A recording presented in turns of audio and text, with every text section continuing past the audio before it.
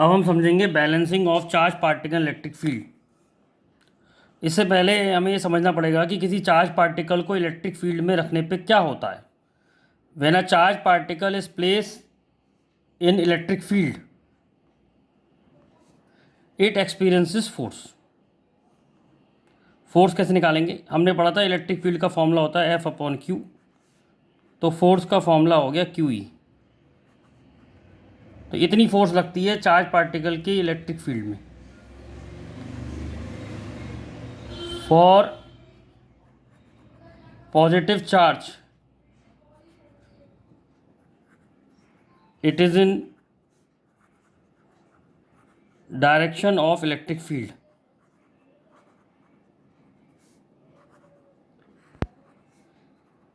and for negative charge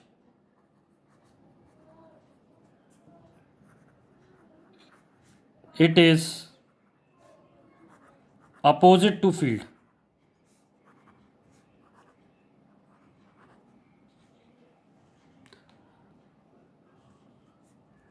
अब balancing of charge particle electric field से हम क्या समझते हैं? ये दो प्लेट्स हैं, ये पॉजिटिव है, ये नेगेटिव है। एक चार्ज पार्टिकल यहाँ रखा हुआ है Q। तो इलेक्ट्रिक फील्ड जो होती है वो पॉजिटिव से नेगेटिव होती है, और जब हम चार्ज पार्टिकल को इलेक्ट्रिक फील्ड में रखते हैं तो उस पर फोर्स लगती है F, और F का फॉर्मूला होता है QE।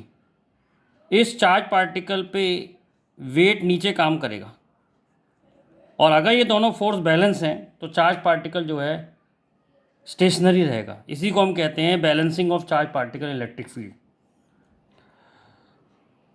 तो फोर्स जो है वो mg के बराबर है, और इलेक्ट्रिक फोर्स का फॉर्मूला होता है QE is equal to mg। अब इसमें से हमें कुछ भी निकाल सकता है।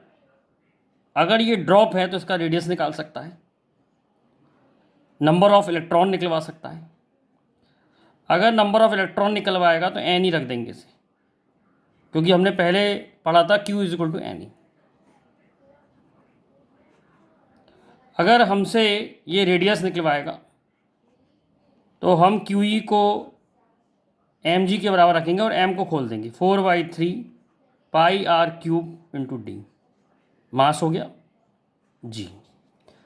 तो इसमें से कोई भी फॉर्मूला इस्तेमाल में आ सकता है, इसमें से हमारा कोई फॉर्मूला इस्तेमाल में आ सकता है। न्यूमेरिकल पर डिपेंड करेगा कि रेडियस पूछ रहा है, नंबर ऑफ इलेक्ट्रॉन पूछ रहा है, चार्ज पूछ रहा है, क्या पूछ रहा है। तो ये कंसेप्ट है, आप इस कंसेप्ट को लगा के सॉल्व कर सकते हैं। अब देखते हैं motion of charge particle in electric field. Electric field में चार्ज पार्टिकल का मोशन दिख रहे हैं। सपोज ये इलेक्ट्रिक फील्ड है, ऐसे दे रखी है, और चार्ज पार्टिकल जो है u वेलोसिटी से इस इलेक्ट्रिक फील्ड में एंटर करा।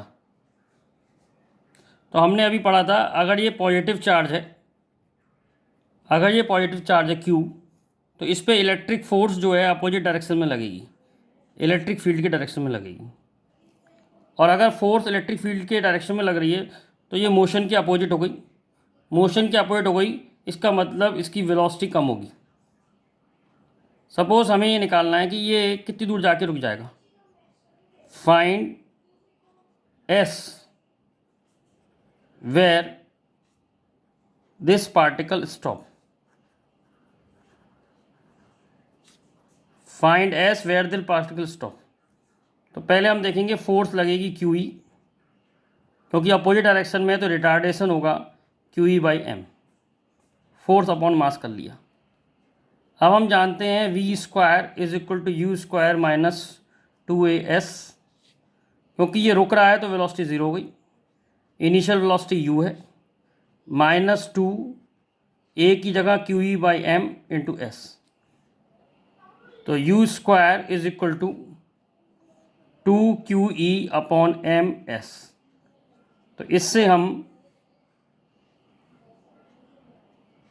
ये निकाल सकते हैं कि कितनी दूर जाके रुक गया। एस वो स्टॉपिंग डिस्टेंस है, इसको कह सकते हैं एस स्टॉपिंग डिस्टेंस, जितनी दूर जाके रुक जाएगा उसको हम एस कह सकते हैं, एस इज स्टॉपिंग डिस्टेंस।